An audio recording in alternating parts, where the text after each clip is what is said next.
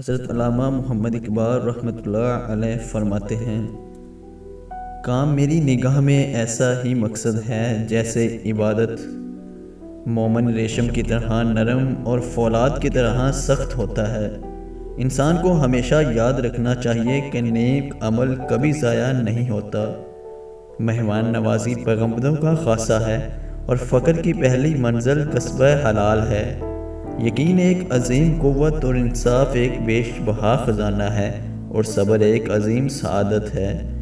دل ایک ایسی چیز ہے جو امیر کے پہلو میں نہیں ہوتا۔ ایک بڑے استاد کی حیثیت سورج کی سی ہے جو اپنی روشنی و حرارت ہر چیز تک بے کم و کاس پہنچاتا ہے۔ مسلمان کی حقیقی اساس توحید اور ختم نبوت کے عقیدے پر ہے۔ انسانی پیدائش کا مقصد تصویر کائنات ہے۔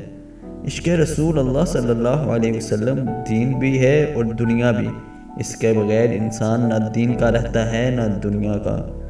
غالب کی فطرت ہی ایسی ہے کہ وہ محبت سے حرام ہو سکتا ہے، مخالفت اور عداوت سے نہیں۔ علم کی جستجو جس رنگ سے بھی کی جائے، عبادت ہی کی ایک شکل ہے۔